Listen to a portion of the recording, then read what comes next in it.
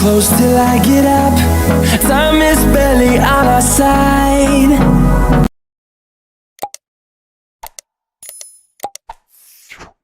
Drinske mučenice, svetost u plamenu mržnje i patnje.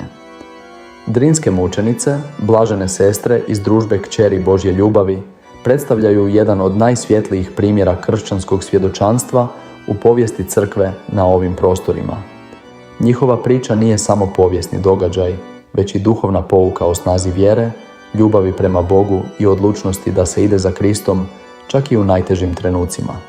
Samostan u Palama, oaza mira i ljubavi. U srcu bosanskih planina, u mjestu Pale, 5 sestara živjelo je jednostavnim i pobožnim životom u samostanu Marijin dom. Sestre Jula Ivanišević, predstojnica zajednice, Berhmana Lajdeniks, Krizina Bojanc, Antonija Fabijan i Bernadeta Banja bile su posvećene odgoju djece, brizi za bolesne i siromašne te promicanju evanđeoskih vrijednosti. Samostan je bio utočište mnogima, posebno tijekom političkih i društvenih previranja. Iako su sestre znale da ih okružuje neprijateljski svijet, vjerovale su da njihova prisutnost donosi Božju ljubav i utjehu onima kojima je bila najpotrebnija. Rat donosi mrak godina 1941. donijela je nemir i strah. S početkom Drugoga svjetskog rata Pale su postale poprište sukoba, a Samostan je bio na udaru četničkih postrojbi koje su bile neprijateljski raspoložene prema katolicima i svemu što je crkva predstavljala. Sestre su bile svjesne opasnosti, ali nisu željele napustiti svoje mjesto služenja. Dana 11. prosinca 1941. godine četnici su upali u njihov samostan. Napad je bio nemilosrdan. Samostan je opljačkan, a sestre su prisilno odvedene iz svog doma. Time je započeo njihov križni put. Put prema Goraždu. Mučeništvo počinje odvedene u iznimno teškim zimskim uvjetima, kroz snijeg i hladnoću. Sestre su bile prisiljene pješačiti prema Goraždu pod stalnim prijetnjama i poniženjima. Svjedočanstva govore da su tijekom cijelog puta molile i ostajale ujedinjene u vjeri. Njihova snaga dolazila je iz unutarnje povezanosti s Kristom, koji je i sam prošao put patnje. Kada su stigle u Goražde, sestre su bile zatvorene u vojarnu. Ondje su bile podvrgnute zlostavljanju, ali najteže iskušenje tek je slijedilo. Četnici su zahtijevali da se odreknu svojih redovničkih zavjeta, osobito zavjeta čistoće. Za sestre ovo je bio trenutak odluke, izabrati vjernost Kristu ili sačuvati vlastite živote.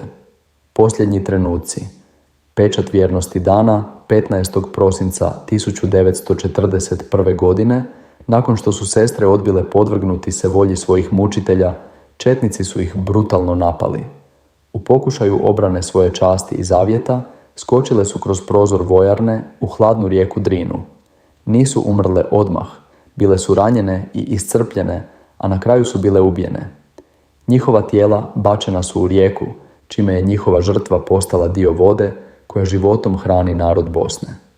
Posmrtna svjedočanstva i priznanje svetosti iako su bile ušutkane u ovom svijetu, njihove su duše nastavile govoriti kroz svjedočanstva vjernika. Ljudi koji su čuli za njihovu sudbinu počeli su ih zazivati u molitvama, a njihova žrtva postala je inspiracija za generacije koje su slijedile. Crkva je u svom brižnom procesu prepoznala svetost njihove mučeničke smrti. Papa Benedikt XVI ih je 24. rujna 2011. godine proglasio blaženima.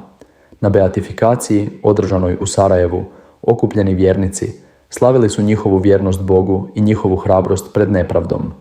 Poruka drinskih mučenica za danas. Primjer drinskih mučenica ima univerzalnu poruku.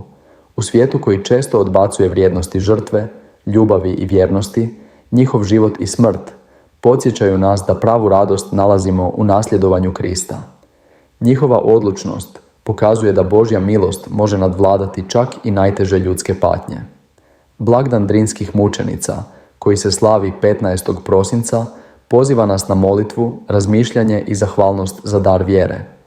Njihov primjer potiče nas da i u vlastitim teškoćama ostanemo vjerni Bogu, znajući da ni smrt, ni život, ni anđeli, ni vlasti ne mogu nas rastaviti od ljubavi Božje u Kristu Isusu, Gospodinu našem. Rim 8:38-39. Drinske mučenice svijetle, poput svjetionika na obali nemirnog mora povijesti, pozivajući svakoga od nas da slijedi njihovu hrabrost i ljubav prema Bogu. Neka njihova žrtva i dalje bude izvor utjehe, snage i nadahnuća za sve koji traže Božju prisutnost u svijetu.